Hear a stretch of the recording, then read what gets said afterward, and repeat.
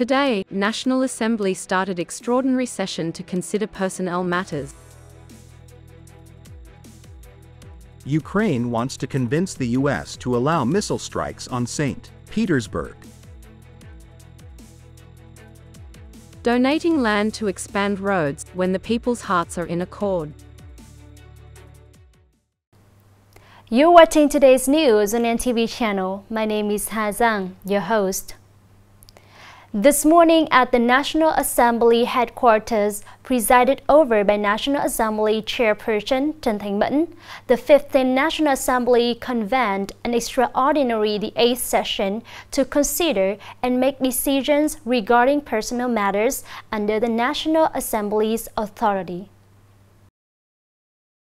The session took place over the course of one day. The National Assembly discussed and provided opinions on the dismissal of the Chief Justice of the Supreme People's Court and the Procurator General of the Supreme People's Procuracy in order for them to take on other duties. Also approved the dismissal of one Deputy Prime Minister and the Minister of Justice to take on other duties, as well as the dismissal of one Deputy Prime Minister and the Minister of Natural Resources and Environment to retire from their positions. The National Assembly also voted to remove one member of the 15th National Assembly. Discussed and provided opinions on the appointment of one additional Deputy Prime Minister for the 15th National Assembly term. They approved the appointment of three Deputy Prime Ministers, the Minister of Natural Resources and Environment, and the Minister of Justice, elected the new Chief Justice of the Supreme People's Court and the new Procurator General of the Supreme People's Procuracy. The chairperson of the National Assembly urged the delegates to uphold democracy, display a strong sense of responsibility, and conduct thorough discussions and deliberations, so that the personnel decisions are made strictly in accordance with the regulations of the party and the laws of the state, and achieve high consensus and unity. According to British newspaper The Guardian, citing unnamed sources, Kiev is striving to get the West to allow the use of long-range Storm Shadow missiles to strike deep inside Russian territory, as they believe this could force Moscow to sit down at the negotiating table.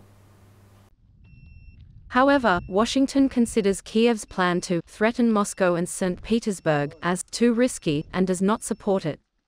The newspaper, citing Ukrainian officials, revealed that Ukraine wants the West to allow the use of long-range Storm Shadow missiles to destroy targets deep within Russian territory, as they believe this could force Moscow to start negotiations to end the hostilities.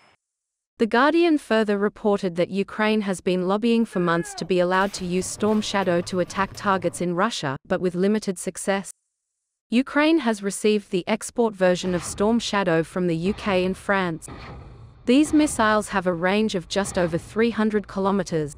However, since some components are supplied by the US, Washington's approval is required to strike deep into Russian territory. The Middle East region is witnessing new dangerous escalation steps as the Israeli military and Hezbollah forces in Lebanon have suddenly launched large-scale attacks targeting each other, the likes of which have never been seen before. In a press conference, the spokesperson of the Israel Defense Forces, IDF, announced that the Israeli Air Force has deployed over 100 fighter jets to strike 270 locations, destroying thousands of Hezbollah missiles in southern Lebanon. At least 6 Hezbollah members were killed. The IDF claimed that the preemptive strike had destroyed around 2/3 of the missiles that Hezbollah had planned to use to attack northern Israel. Meanwhile, Hezbollah forces also announced that they had launched hundreds of missiles at Israeli drones in retaliation for Israel's actions. Immediately after the attacks, the United Nations and various countries and organizations have called on the parties to exercise restraint and not let the situation escalate into a complex and comprehensive conflict. Coming up next are some updated news. The World Bank (WB) has stated that Vietnam's economy is expected to grow 6.1% in 2024 and 6.5% in 2025-2026, higher than the 5% level in 2023. This higher growth is thanks to the recovery of exports of manufacturing and processing goods, tourism, consumption, and investment. The WB report also shows the resilience of the Vietnamese economy in the context of increasingly challenging global conditions. However, the economy has not yet returned to the pre-pandemic growth trajectory. The report also emphasizes that the development of capital markets will create an important long-term source of capital for the economy, helping Vietnam achieve its goal of becoming a high-income country by 2045.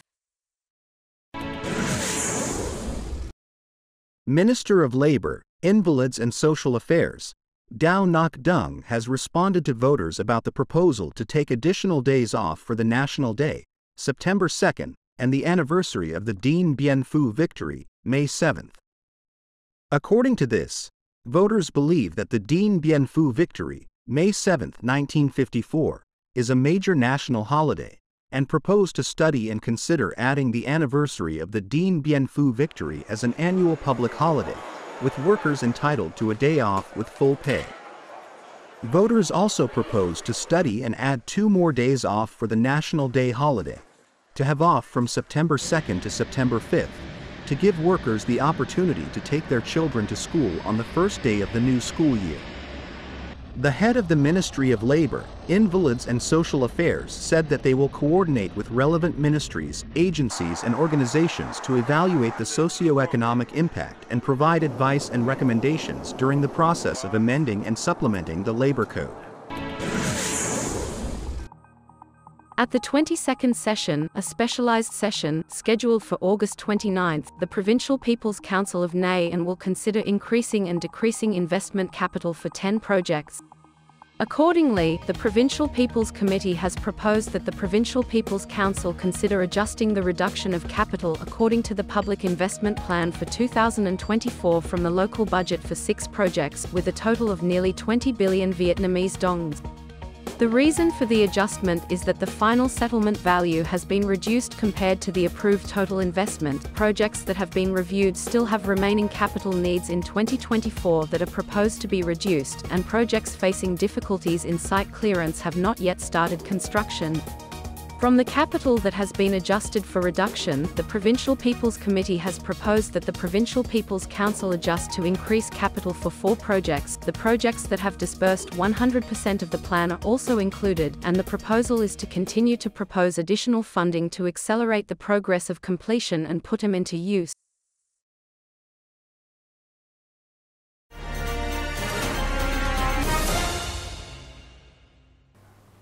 Moving on to the today's story.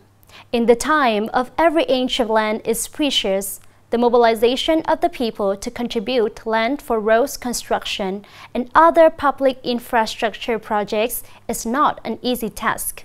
However, in Nghệ An province, through skillful propaganda and mobilization by an entire political system, the people of the entire province have donated nearly 290,000 square meters of land to expand the transportation network since 2021. In Phung Tan Loc Commune, in order to achieve the upgraded new rural status by June, the party committee, government and political system from the commune to the hamlet have strengthened propaganda, mobilization, and rallied the resources of the people to contribute to the construction of infrastructure. Many households in the area have donated nearly 2,500 meters of land to expand the roads. For example, in Minh Tan Hamlet, in order to widen this road by an additional 3 meters compared to before, 13 households have donated 550 meters of land.